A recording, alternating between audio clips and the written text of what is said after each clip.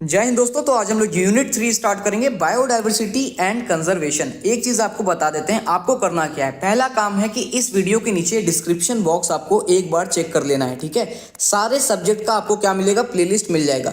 और ईएनवीएस के लिए मैं आपको बता देता हूँ, ईएनवीएस का वीडियो है। तो ईएनवीएस में क्या करना है, ये जो पूरा स्टडी मटेरियल है ना, केवल आपका 60 पेजेस का है। और अगर आप लोग खुद से भी रीड करोगे तो आपको समझ में आ जाएगा, लेकिन वीडियो देख लेना। बहुत ही कम समय में, मतलब 15-20 मिनट में मैं आपको पूरा चैप्टर समझा दूंगा। आप लोग क्या करना, खुद से इसको एक बार डाउनलोड कर लेना, ठीक है। और कभी भी फ्री टाइम मिले तो रीड कर लेना। और मैंने आप लोग के लिए हैंड रिटन नोट्स भी बना दिया है, ताकि आप लोग एग्जाम से पहले रिवाइज कर पाओ। अब बोलोगे कि भैया सजेशन कब दोगे, तो भाई एग्जाम से पहले सजेशन क्वेश्चन भी आपको मिल जाएगा। और सजेशन कहाँ से रहेगा, इन्हीं सारे टॉपिक्स रहेगा ना। तो पहले सिलेबस कंप्लीट कर लो यार, बहुत ईजी है ईएनवीएस। ईएनवीएस इंग्लिश और सीवी वगैरह को लेकर टेंशन बिल्कुल नहीं लेना है। तो अपने दोस्तों को भी शेयर करना और डिस्क्रिप्शन बॉक्स चेक करना। हम लोग आपको बुक का भी पीडीएफ का लिंक दे देंगे और ये हैंड रिटन नोट्स का भी लिंक दे देंगे। तो स्टार्ट करते हैं। चैप्टर 4 है बायोडायवर्सिटी एंड कंजर्वेशन। बायोडायवर्सिटी होता क्या है? Biodiversity is the variety of life on earth including plant and animals, micro organism and the ecosystem they form. जितना भी आप लोग देख रहे हो, प्लांट, एनिमल, माइक्रो ऑर्गेनिज्म, ये सबको मिला के जो इकोसिस्टम फॉर्म हो रहा है ना, इसी को हम लोग बोलते हैं बायोडायवर्सिटी, ठीक है। बायोडायवर्सिटी को बचाना कैसे है ना, तो ये चैप्टर में अच्छे ढंग से बताया गया है। अब देखो, ये बेनिफिट कैसे करता है ह्यूमंस को, डायरेक्ट वे में और इनडायरेक्ट वे में। पॉइंट्स याद कर लो, डायरेक्ट वे में क्या लिखना है। अब आप लोग पीडीएफ भी रीड करोगे ना, तो वही सारा चीज मैं यहाँ पे आपको रीड करने के लिए किस लिए बोल रहा हूँ, कि सारा पॉइंट्स मैं आपको याद करवा दे रहा हूँ और आपको यहाँ से रीड कर लेना है, ठीक है। और ये सबसे बेस्ट मेथड है ईएनवीएस को पढ़ने का, ठीक है। अब देखो, डायरेक्ट वे में क्या आ जाता है, फूड आ जाता है, फ्यूल आ जाता है, मेडिसिन आ जाता है, जो हम लोग डायरेक्ट बायोडायवर्सिटी से लेते हैं, नेचर से लेते हैं, इकोसिस्टम से लेते हैं। ये डायरेक्ट सोर्स हो गया आपका। इनडायरेक्ट में क्या आ जाता है, सोशल एंड रिलीजियस वैल्यूज, है ना। जैसे तुलसी हो गया, जैसे बहुत लोग पूजा करते हैं ना, तुलसी पूजा होता है, तो वो सारा चीज है social and religious value, indirect way हो गया, ठीक है। बेनिफिट करता है ह्यूमंस को कैसे, ये चीज है, डायरेक्ट और इनडायरेक्ट, दो चीजों में है, डायरेक्ट हो गया, इनडायरेक्ट। बी में क्या है, इकोसिस्टम सर्विसेज, है ना। Flood control, air purification, forest क्या करता है, ट्रीज क्या करता है, एयर को प्यूरिफाई करता है, फ्लड कंट्रोल करता है। भाई हमारा नेचर ऐसा है ना कि हर एक चीज का वो खुद से ही, नेचर में ही बहुत कुछ है यार, अगर आप लोग ध्यान से देखोगे तो यही चीज है, इकोसिस्टम का सर्विस बहुत कुछ हमें मिला है। ये सारा चीज क्या है, हमें एयर प्यूरिफिकेशन कौन है भाई, ट्रीज है हमारे लिए, जो फॉरेस्ट है इतना, बायोस्फीयर है इतना इंडिया में, है ना। तो वो क्या करता है, एयर को प्यूरिफाई करता है। तो ये सारा इनडायरेक्ट सर्विसेज है, बेनिफिट्स है, जो हम ह्यूमंस को मिलता है।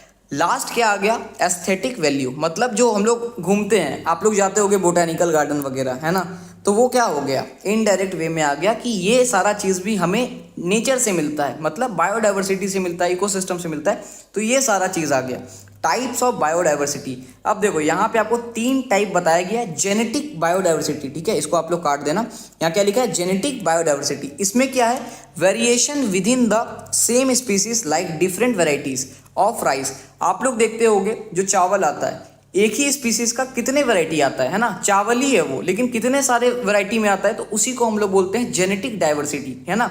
और ये जो पॉइंट है ना, सिंगल लाइन, अगर आप लोग इसको लिख दोगे डेफिनेशन में, टीचर्स को क्या चाहिए, प्रोफेसर को इतना टाइम नहीं है कि आप लोग कहानी लिख रहे हो और वो पूरा रीड कर रहा है। टीचर्स को चाहिए कि आप लोग खाना परोस के दे रहे हो और वो डायरेक्ट देखेगा और डायरेक्ट आपको देख के भाई मार्क्स दे देगा कि चलो इस बच्चे को पता है कि जेनेटिक डाइवर्सिटी है क्या।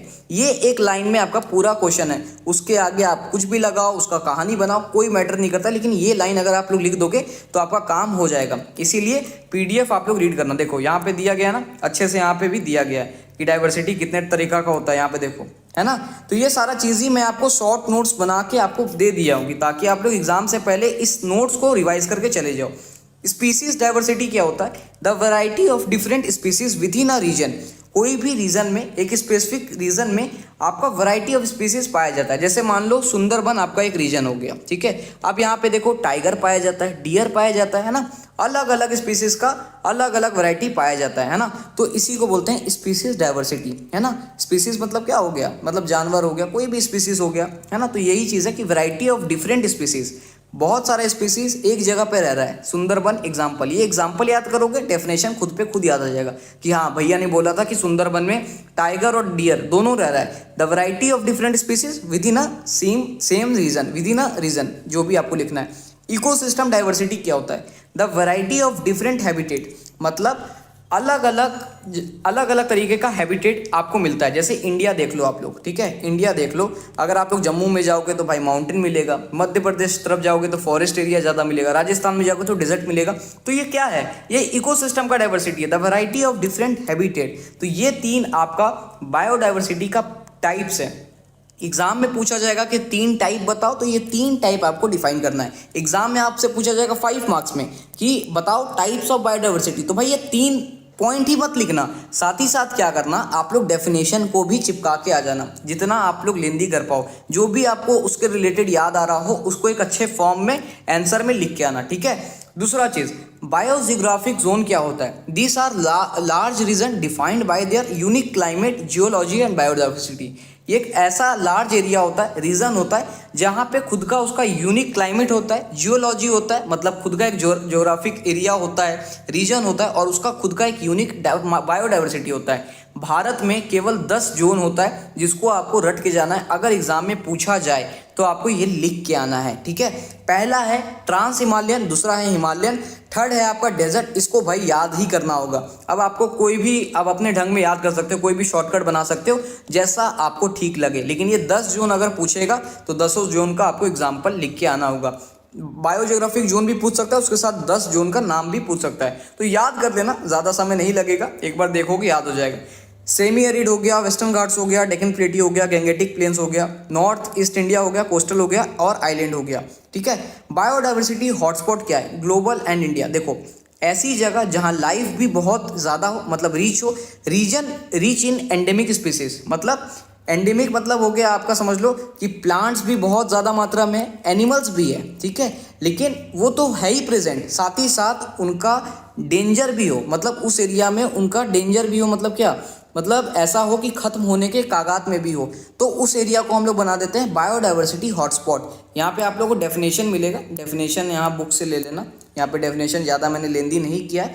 तो ये देखो, region rich in endemic species and species diversity that have lost 70% of the original vegetation. तो ये चीज़ है, मतलब ऐसा एरिया, ऐसा जगह जहाँ पे आपका रिच मात्रा में एंडेमिक स्पीसीज भी रहे और वो जगह आपका डेंजरस भी हो, मतलब बहुत सारा स्पीसीज वहाँ पे क्या हो, उसका अभी मतलब होता है ना कि खत्म होने वाला है ऐसा, तो वो जगह को हम लोग बना देते हैं बायोडाइवर्सिटी हॉटस्पॉट। और इसका डेफिनेशन आपको लिख के आना है जो हम लोगों ने स्टडी मटेरियल में दिया है।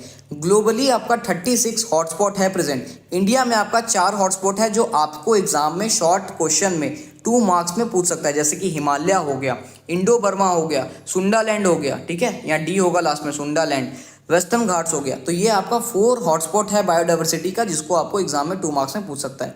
उसके बाद क्या आता है, मेगा डाइवर्सिटी क्या होता है? इंडिया को भी बोला जाता है क्या, मेगा डाइवर्सिटी बोला जाता है, because it has a extremely wide variety of natural life, plants, animals. हर एक जगह में भारत अगर आप लोग देखोगे ना, खुद में ही भाई यूनिक है। कहीं आप लोग जाओगे तो ठंड मिलेगा, कहीं जाओगे तो इतना गर्म मिलेगा तो कोई बात ही नहीं है, एक जगह जाओगे तो खाली रेनफॉल ही मिलेगा, है ना। तो इंडिया इसीलिए मेगा डाइवर्सिटी है कि वहाँ पे अलग अलग प्लांट्स पाए जाते हैं, एनिमल्स पाए जाते हैं, क्लाइमेट वेरिएशन है इतना, ज्योग्राफिक डाइवर्सिटी है इतना, तो इसी को हम लोग मेगा डाइवर्सिटी पूछते हैं। एग्जाम में आपसे पूछ सकता है कि इंडिया को छोड़ के 2 ऐसा मेगा डाइवर्सिटी कंट्री बताओ, आपको 2 मार्क्स में पूछेगा, तो नाम लिख देना, ब्राज़ील और ऑस्ट्रेलिया, ठीक है। एंडेमिज्म वही भाई, when a species is found only in a particular area and nowhere else in the world।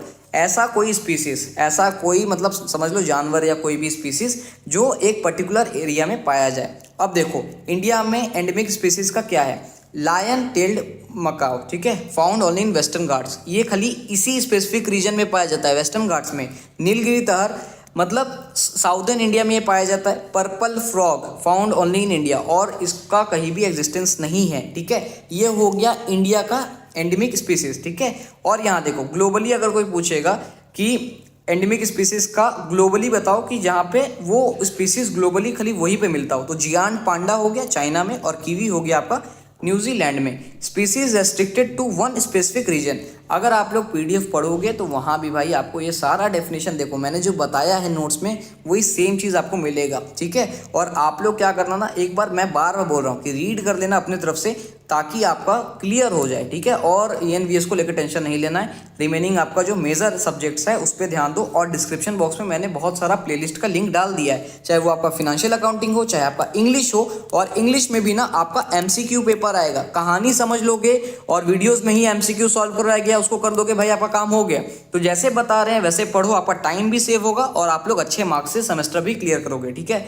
अब देखो, रीजन ऑफ बायोडाइवर्सिटी लॉस। पहला भाई डिफॉरेस्टेशन। बायोडाइवर्सिटी क्यों भाई खराब मतलब लॉस होता है, क्या है कारण जिससे ये बायोडाइवर्सिटी को हार्म होता है? तो पहला है डिफॉरेस्टेशन। पेड़ काटोगे तो भाई बायोडाइवर्सिटी को हार्म होगा, है ना, खत्म होगा वो चीज़, है ना। Urbanisation and industrialisation. Urbanisation, cities बनाओगे, है ना, बायोडाइवर्सिटी को खराब करके फॉरेस्ट काट के आप सिटीज़ बनाओगे, अर्बनाइज करोगे, इंडस्ट्रीज बनाओगे, है ना। क्लाइमेट चेंज हो गया आपका, ओवर एक्सप्लॉयटेशन, ज़रूरत से ज़्यादा उस चीज़ को यूज़ करोगे, पॉल्यूशन हो गया। ये सारा रीज़न आप लोग अपने पॉइंट्स में लिख सकते हो, PDF में दिया गया है। तो रीज़न पूछे तो ये सारा लिख लेना। अब देखो, एंडेंजर्ड स्पीसीज क्या होता है और एक्सटिंक्ट में क्या डिफरेंस है, देख लो। जो जानवर एकदम हाई रिस्क में है कि भाई ये खत्म होने वाला है, रिस्क में, तो इसको बोलेंगे एंडेंजर्ड, ठीक है। और एक्सटिंक्ट मतलब जो खत्म हो चुका है ऑलरेडी, इसको हम लोग बचा सकते हैं, है ना। अब ये एंडेंजर्ड है, हमें पता है, इसका लिस्ट भी निकलता है, IUCN निकालता है लिस्ट, है ना। जो भी डेफिनेशन मुझे याद नहीं आ रहा है पूरा फुल फॉर्म उसका, आप लोग वो PDF में देख लेना, यहाँ पे दिया होगा, ठीक है। यहाँ पे एक बार आप लोग देख लेना यहाँ पे, ठीक है, यहाँ पे दिया गया होगा, यही तो देखो यहाँ पे दिया है ना। तो ये सारा लिस्ट है, IUCN red list and categories, इसको आप लोग रीड कर लेना कि यहाँ पे जो फुल फॉर्म है, एक्सटिंक्ट इन wild EW, critically injured CR बोलते हैं, इंडेंजर्ड EN बोलते हैं, ठीक है। तो ये सारा चीज़ है। तो यही है बंगाल टाइगर, इसको बोला जा रहा है कि ये इंडेंजर्ड है, मतलब कि ये खत्म होने के कागार पे है। ये चीज़ को ही हम लोग बोलते हैं इंडेंजर्ड स्पीसीज। एक्सटिंक्ट मतलब जो खत्म हो चुका है। ये डोडो बहुत पहले, मतलब बहुत मिलियंस पहले ये रहता था, अब ये खत्म हो गया, अब नहीं मिलता है। तो ये चीज़ होता है, ये डिफरेंस होता है दोनों के बीच में, इंडेंजर्ड एंड एक्सटिंक्ट के बीच में। Types of biodiversity conservation. अब कैसे बचाया जाए बायोडाइवर्सिटी कंजर्वेशन को, है ना। तो दो तरीके का कंजर्वेशन होता है, ध्यान से अपने दिमाग में डाल लेना। एक होता है इन सीतू और एक होता है एक्स सीतू कंजर्वेशन। आप लोग क्लास छोटे में पढ़े होगे, भूल गए होगे, मैं आपको याद दिला देता हूँ। अब देखो, इन सीतू में क्या होता है ना, कोई भी अगर एनिमल है वो अपने नेचुरल हैबिटेट में उसको रखा जाए तो उसी को हम लोग बोलेंगे इन सीतू, ठीक है। अब देखो एग्जाम्पल आपको बताते हैं, मतलब जैसे मान लो कोई भी आपका, जैसे बंगाल टाइगर हो गया, ठीक है, बंगाल टाइगर हो गया, ठीक है, बंगाल टाइगर हो गया। अब उसको उसी के नेचुरल हैबिटेट में जहाँ वो रहता है, सुंदरबन में ही उसको रखा जाए, ठीक है। कैसे रखा जाए, नेशनल पार्क में रखा जाए, बायोस्फीयर रिजर्व में रखा जाए, तो इसी कंजर्वेशन को हम लोग बोलते हैं इन सीतू कंजर्वेशन। ये आपका हो गया, ठीक है। ये डिफरेंस बिटवीन है, याद कर सकते हो। एक्स सीतू कंजर्वेशन क्या हो गया, आउटसाइड नेचुरल हैबिटेट। आप लोग कोई भी, जैसे मान लो टाइगर ही है, फिर टाइगर एग्जांपल लेते हैं, ठीक है। टाइगर है, आप लोग इसको सुंदरबन से निकाल के, मतलब आपको समझ में आ गया कि ये इंडेंजर्ड है, ये खत्म होने के कगार पे, तो आप लोग क्या कर रहे हो, आप उसको लाके जू में लाके रख दे रहे हो, ताकि भाई उसका आप लोग अच्छे से देखभाल कर पाओ, ठीक है। आप उसको संभाल के रख पाओ कि वो आगे का जो भी ब्रीड है आप उसको आगे ले जाओ, है ना, आप लोग उसको बचाओ। तो इसी को बोलते हैं एक्स। तो एग्जांपल क्या हो गया, जू हो गया, बोटेनिकल गार्डन हो गया। आप लोग जाते हो ना बोटेनिकल गार्डन, जहाँ पे प्लांट वगैरह रखा जाता है, तो हम लोग उसको भाई अच्छा से रखते हैं, प्रोटेक्ट करते हैं उस स्पीसीज को, ताकि वो अभी बचा रहे, एक्सटिंक्ट ना हो, ठीक है। Protection from predator and threats, जो भी प्रोटेक्शन होता है उसको दिया जाता है एक्स सीतू में। तो ये एग्जाम्पल याद रखना, आपको सब कुछ याद आ जाएगा। Protect ecosystem, protect species. यहाँ पे इकोसिस्टम को प्रोटेक्ट किया जाता है, पूरे इकोसिस्टम को प्रोटेक्ट किया जाता है। मान लो सुंदरबन है, सुंदरबन में अगर कोई नेशनल पार्क या बायोस्फीयर रिजर्व है तो उसको पूरे इकोसिस्टम को बचाया जा रहा है, लेकिन यहाँ पे एक स्पेशल, मतलब एक स्पीशीज को प्रोटेक्ट किया जाता है। मतलब मान लो टाइगर है तो सिर्फ टाइगर को हम लोग उठा के ला रहे हैं जू में और बंद कर दे रहे हैं, और उसका हम लोग अच्छे से देखभाल कर रहे हैं, तो इसी को बोलते हैं एक्स सीतू कंजर्वेशन। और ये बहुत इंपॉर्टेंट है, एग्जाम में आ सकता है, ठीक है। तो ये रहा, ये आप लोग याद कर लेना, डिफरेंस बिटवीन, नोट्स में आपको मिल जाएगा। अब आते हैं नेक्स्ट, बायोस्फीयर रिजर्व क्या होता है, लार्ज प्रोटेक्टेड एरिया, जैसा कि मैंने बता दिया कि बहुत ही प्रोटेक्टेड एरिया होता है। और इसका फीचर्स क्या होता है, कंजर्वेशन बायोडाइवर्सिटी, दूसरा होता है लार्ज प्रोटेक्टेड एरिया, थर्ड होता है जोनेजन सिस्टम। अब यहाँ पे देख लो, जोनेजन सिस्टम यहाँ पे मैंने डाला है ना, तो बायोस्फीयर रिजर्व अगर कोई भी गया होगा तो कमेंट करके मुझे बताना कहाँ गए हो। तो वहाँ पे आप लोग देखे होंगे 3 तरीके का जोन होता है। पहला होता है कोर जोन, दूसरा होता है बफर जोन और थर्ड होता है ट्रांजिशन जोन। यहाँ पे अगर आप लोग देखे होंगे तो भाई फुल्ली प्रोटेक्टेड होता है। कोर जोन में किसी का एंट्री नहीं होता है, नो ह्यूमन एक्टिविटी। अगर अगर कोई गया होगा तो उसे पता होगा कोड जोन में कोई भी ह्यूमन एंट्री ले ही नहीं सकता है। बफर जोन रखा जाता है बायोस्फीयर में ना, बफर जोन रखा जाता है, यहाँ पे लिमिटेड एक्टिविटी होता है। मतलब कोई रिसर्च के लिए कोई प्रोफेसर गया है, कुछ रिसर्च हो रहा है, तो वहाँ पे लिमिटेड एक्टिविटी के लिए बफर जोन। और एक होता है ट्रांजिशन जोन, जहाँ पे भाई ह्यूमन सेटलमेंट होता है, आना जाना होता है, घूमते हैं लोग, वहाँ जाते हैं, घूम के आते हैं। यहाँ एग्जाम्पल में नीलगिरी बायोस्फीयर रिजर्व। और भी मैं लिस्ट आपको दे दूंगा, पीडीएफ में बहुत सारा लिस्ट है, आपको याद करना होगा और उसको याद ही करना है और कुछ नहीं है, ठीक है। नेशनल पार्क क्या हो गया? नेशनल पार्क हो गया legally protected area created to conserve natural habitat. Legally protected होता है, आपको भी पता है, नेशनल पार्क बनाया जाता है। फर्स्ट नेशनल पार्क अगर पूछा जाए तो जिम कॉर्बेट नेशनल पार्क हो गया। ये आपका यूके यूनाइटेड किंगडम वाला नहीं, उत्तराखंड वाला है, ठीक है, उत्तराखंड, ठीक है। नेशनल पार्क हो गया। वाइल्ड लाइफ सेंचुरी क्या होता है भाई? वाइल्ड लाइफ से ही समझ में आ रहा है कि animals. Protected area aim to conserving animals in their habitat, उसके हैबिटेट में ही उसको कंजर्व किया जाए। मतलब वो जहाँ रहता है, उसका जहाँ एड्रेस है, लायन है मान लो, कोई भी हैबिटेट में, उसको उसी के एरिया में उसको रख के संभाला जाए। मतलब उसके खुद के हैबिटेट में संभाला जाए, कंजर्व किया जाए, और उसको ही हम लोग बोलेंगे वाइल्ड लाइफ सेंचुरी बनाया जाता है। और बहुत जगह वाइल्ड लाइफ सेंचुरी है, आपको पढ़ना है, मैं लिस्ट आपको पीडीएफ से यहाँ पे शो कर दूंगा, जिसको आपको एक बार अच्छे से रीड करना है। जैसे देखो, बायोडाइवर्सिटी हो गया, सुंदरबन हो गया, नंदा देवी हो गया, तो ये सारा चीज़ आपको लिस्ट है जो याद करना ही करना है, ठीक है। सजेशन में भी देंगे, यहाँ से आप लोग क्या करना ना, याद कर लेना यार, स्टेट याद कर लेना, क्योंकि एमसीक्यू वगैरह आएगा। पार्क आ गया, नेशनल पार्क आ गया, कौन कहाँ पे है? जिम कॉर्बेट उत्तराखंड में, काजीरंगा असम में है, ठीक है, रणथंबोर राजस्थान में, सुंदरबन वेस्ट बंगाल में, पेरियर केरला, गिर गुजरात, साइलेंट वैली केरला, है ना। तो ये सारा हो गया, आपको याद करना ही होगा। उसके बाद आता है जीन सेंचुरी। क्या होता है? A conserve area for plants specially valuable native और wild species for genetic diversity. Conserve किया जाता है प्लांट्स को स्पेशली यहाँ पे, ताकि उसका जो खत्म होने वाला है उसको कंजर्व किया, बचाया जाता है कि फ्यूचर में उसका हम लोग उसको संभाल के रखते हैं, ताकि आगे जाके हम लोग कंजर्व किया जाए। जैसे एनिमल का हो गया, वैसे प्लांट का आ गया। फर्स्ट इन इंडिया कहाँ पे? गारो हिल्स, मेघालय।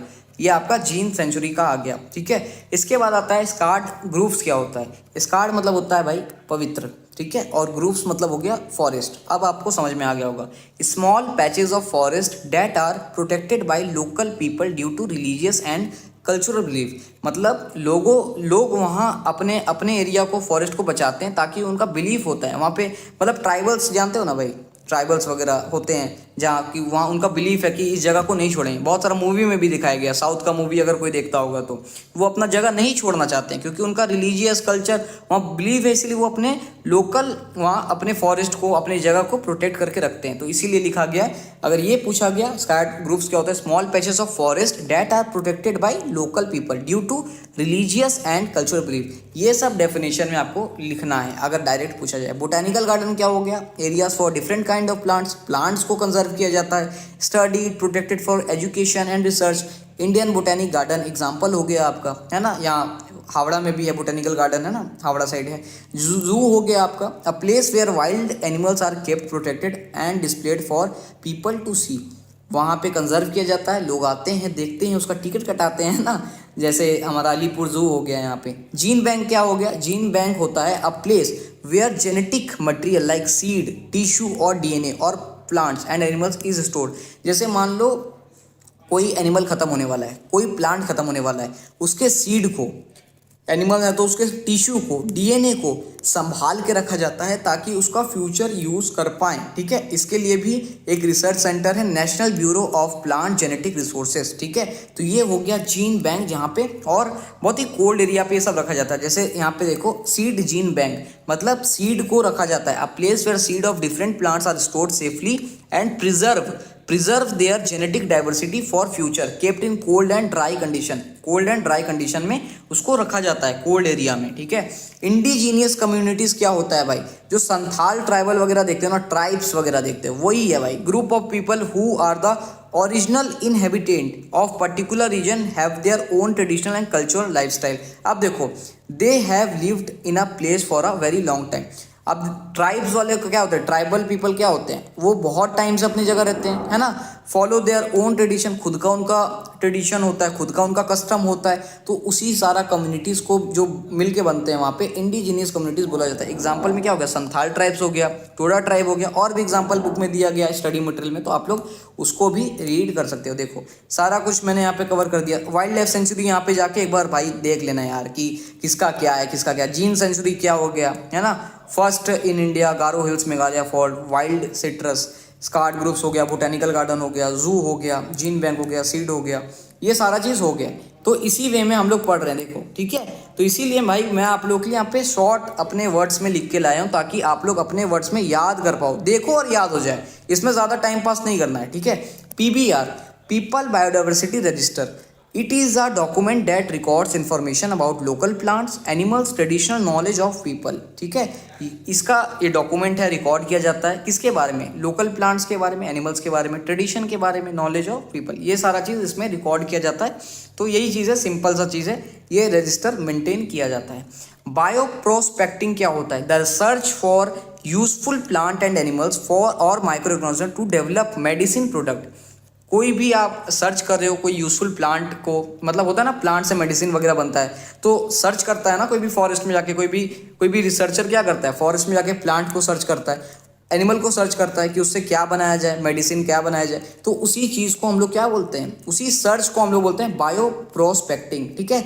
बायोपायरेसी क्या होता है, ये इलीगल होता है, ठीक है, बिना परमिशन के वहाँ पे कमर्शियल यूज़ किया जाता है। बायोपायरेसी मतलब वो घुस गया है कोई भी, मतलब समझ लो कोई एरिया है, वहाँ पे कोई आदमी मतलब कोई इंसान एंट्री मारा है और इलीगल यूज़ कर रहा है, एक्सप्लॉइट कर रहा है उस एरिया को, ठीक है, बायोलॉजिकल रिसोर्सेज जैसे प्लांट का बिना परमिशन के फॉर कमर्शियल यूज़, इसी को बोलते हैं। डिफरेंस याद कर लेना, ये लीगल होता है, एथिकल होता है, विद कंसेंट होता है, मतलब परमिशन के थ्रू ही होता है। बायोपायरेसी क्या होता है, इलीगल होता है, अनएथिकल होता है, विदाउट कंसेंट होता है। इसमें क्रेडिट भी नहीं देते हैं, जैसे वहाँ ट्राइब मान लो कोई जंगल में रह रहा है, वहाँ से कोई लिया गया तो क्रेडिट भी नहीं दिया जाता है, ठीक है। लोगों को यहाँ पे आपका बायोपायरेसी में उनको पैसा भी नहीं मिलता है काफ़ी लोगों को, ठीक है।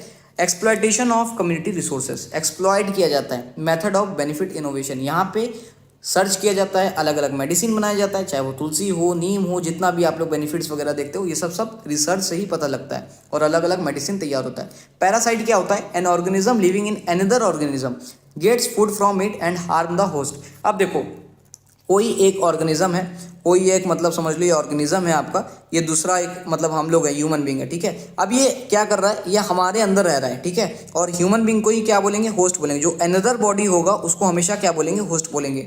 ये कोई भी मतलब समझ लो, ये समझ लो टैप वार्म है, ठीक है, ये टैप वार्म है, हमारे बॉडी में रह रहा है, हमसे क्या कर रहा है, हम टैप वार्म कहाँ रहता है, टैप वार्म हमारे इंटेस्टाइन में डेवलप होता है। तो टैप वार्म क्या करता है इंटेस्टाइन में हमारे, वो हमसे ही क्या लेता है, फूड लेता है, और ह्यूमन बींग से क्या लेता है, फूड लेता है।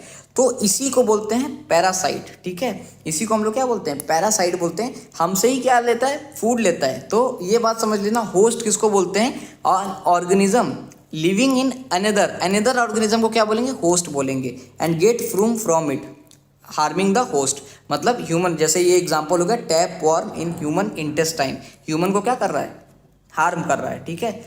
पायोनियर स्पीसीज क्या होता है, पायोनियर स्पीसीज मतलब समझ लो कोई भी बंजर जगह है, ठीक है, बैरन लैंड है या एम्प्टी लैंड है, कोई खाली जगह है, पूरा खाली, ठीक है, जो ऑर्गेनिज्म सबसे पहले वहाँ पे ग्रो करेगा, लीव करेगा, सबसे पहले आएगा ना, उसी को हम लोग बोलेंगे पायोनियर स्पीसीज, ठीक है, सबसे पहले। और फिर वो स्टार्ट होगा एक प्रोसेस जो मैंने इकोलॉजिकल सक्सेशन बताया था यूनिट 1 में, इकोलॉजी एंड इकोसिस्टम में। तो एग्जांपल देख लो, लीचेन एंड मोसेस, ये जो होता है ये सबसे पहले, कहीं भी बैरन एरिया है तो वहाँ देखना ये सबसे पहले प्रोड्यूस होगा और फिर स्टार्ट होगा वहाँ का प्रोसेस इकोलॉजिकल सक्सेशन वाला।